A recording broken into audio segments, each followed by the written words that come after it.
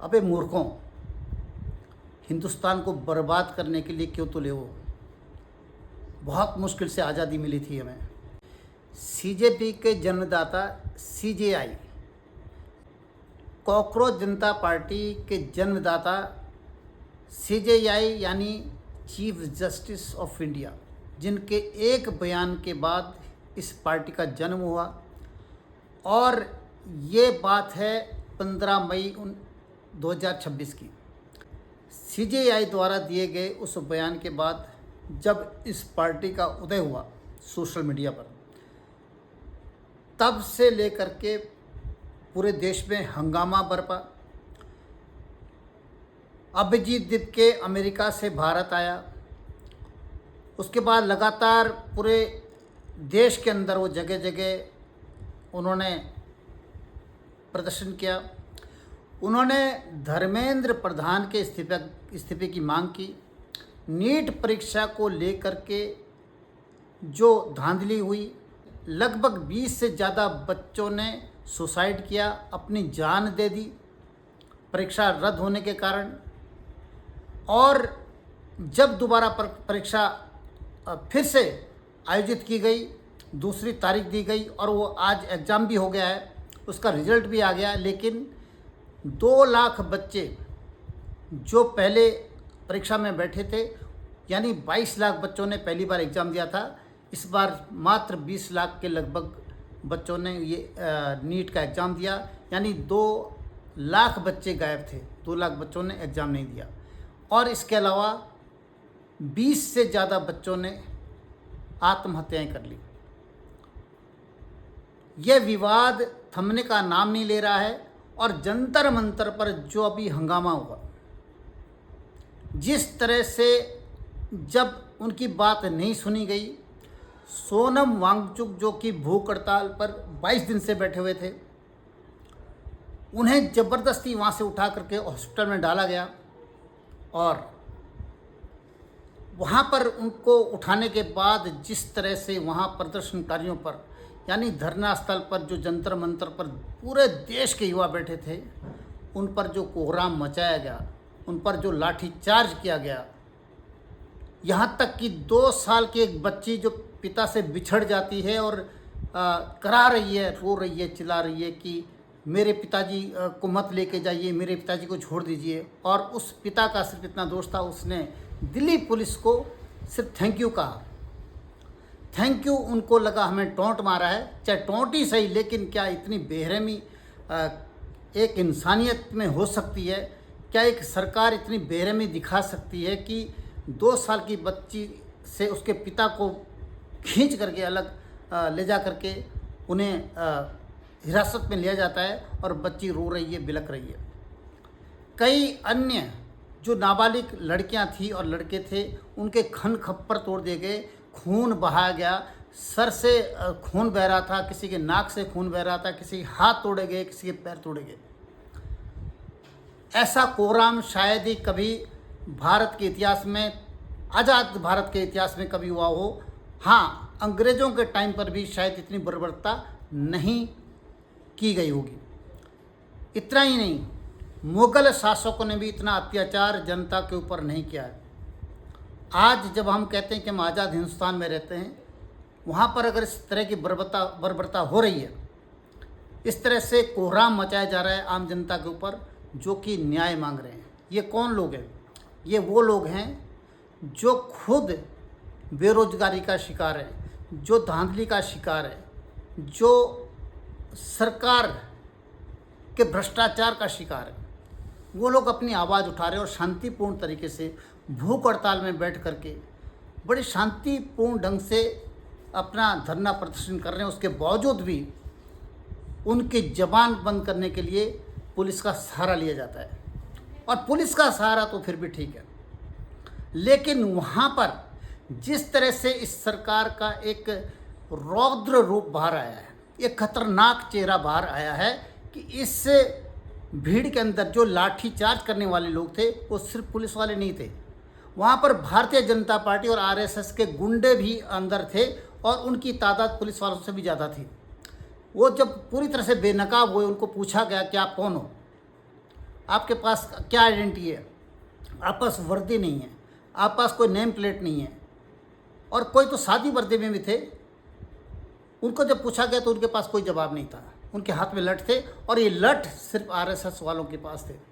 और आरएसएस वाले थे जो बिना वर्दी के वहाँ पर थे, जो बिना नेम प्लेट के थे।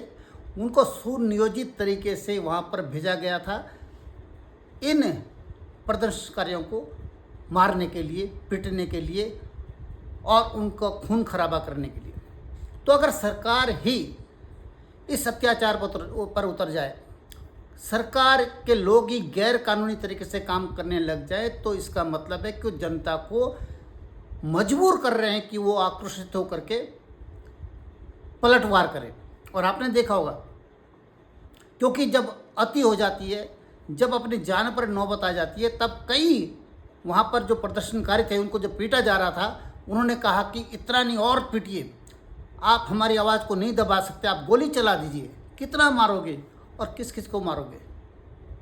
ये तो जनरल डायर जैसा एक जनरल डायर ने जलियांवाला बाग में खड़े होकर के जो आज़ादी की डिमांड कर रहे थे कि हमारा देश हमें छोड़ दो, उन पर गोलियां चला दी, कतार में खड़े होकर के कई लाशें बिछा दी। वही काम ये भारतीय जनता पार्टी की सरकार कर रही है। तो ये आज जो चेहरा आपने देखा है हिंदुस्तान का, इससे आगे आने वाले समय में क्या होगा, क्या विस्फोटक स्थिति होगी। और एक बात और, यहाँ पर जो सरकार के समर्थन के लोग हैं, यानी आरएसएस और बीजेपी के लोग हैं, जो सरकार के तलवे चाटकर जिनका पेट भरता है, जो सरकार के टुकड़ों पर पलते हैं, वो लोगों का एक बड़ा एक घिसा पिटा डायलॉग है जो मैं आजकल सोशल मीडिया में देखता हूँ। वो कहते हैं, क्या भारत को नेपाल बनाओगे? तो मूर्खों, ये जो मूर्ख हैं, गोबर बुद्धि के लोग हैं, उनको समझना चाहिए नेपाल बनने के बाद क्या हुआ। जब ये नया नेपाल बना तो वहाँ पर इन नेताओं की मनमानी खत्म हुई। जो जिस ढंग से तानाशाही वहाँ पर होती थी वो खत्म कर दी गई। वहाँ जो ऑफिसर जनता को सताते थे, परेशान करते थे, उनसे रिश्वत भी लेते थे, उनको सताते थे, उनकी सारी फैसिलिटीज बंद कर दी गई।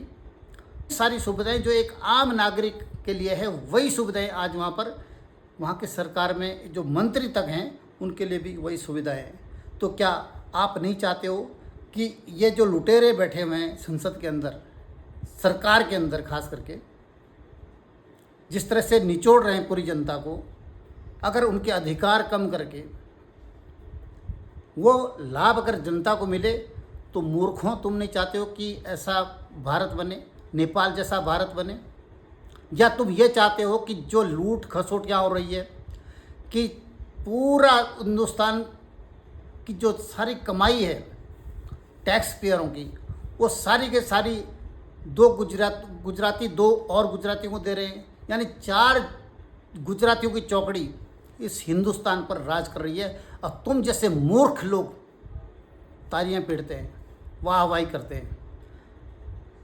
आज पेट्रोल के अंदर गन्ने का जूस दिया जा रहा है, गाड़ियां खराब हो रही है लोगों की, धुएं के साथ पानी निकल रहा है, और ये मूर्ख लोग आज भी कह रहे हैं कि नहीं, ये तो पहले से ही होता था, कौन सी बड़ी बात हो गई। क्योंकि और वो फ़ायदा इन मूर्खों को भी नहीं मिलता है, इनकी अपनी गाड़ियाँ भी खराब हो रही है, और फ़ायदा सिर्फ एक आदमी कमा रहा है, नितिन गडकरी या उसके जैसा कोई दूसरा जो गन्ने का जूस मिलाने का काम कर रहा है पेट्रोल के अंदर। अबे मूर्खों, हिंदुस्तान को बर्बाद करने के लिए क्यों तुले हो? बहुत मुश्किल से आज़ादी मिली थी हमें, लेकिन आज तुमने फिर से हिंदुस्तान को बर्बाद करके रख दिया और उस गुलामी से भी बदतर स्थिति में पहुंचा दिया। तो मूर्खों, थोड़ा सुधरो, तुम भी मरोगे, तुम भी डूबोगे, डूब रहे हो तुम।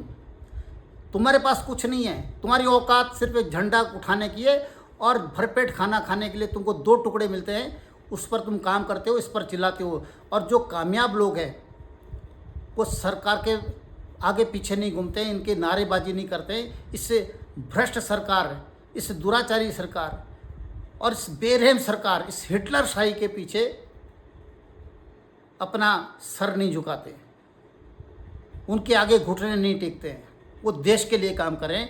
हम जैसे देशभक्त लोग जो सरकार से सवाल पूछते हैं, सरकार से लड़ रहे हैं, क्योंकि अगर हम भी तुम्हारी तरह चमचागिरी करने में आ जाएं तो हमें भी शायद थोड़ा फ़ायदा हो सकता है, लेकिन हम देशभक्त हैं। हम सत्ता के साथ रहने वाले लोग नहीं, सत्ता से सवाल पूछने वाले लोग हैं। तुम्हारी तरह चमचागिरी करके भरपेट खाना मिल जाए उसके लिए चमचागिरी करें, पूरी ज़िंदगी बर्बाद कर दे, वो हमसे नहीं हो सकता। तो इसलिए गोबर भक्तों, अंधभक्तों, सुधर जाओ, हिंदुस्तान को बर्बाद होने से बचा दो। धन्यवाद।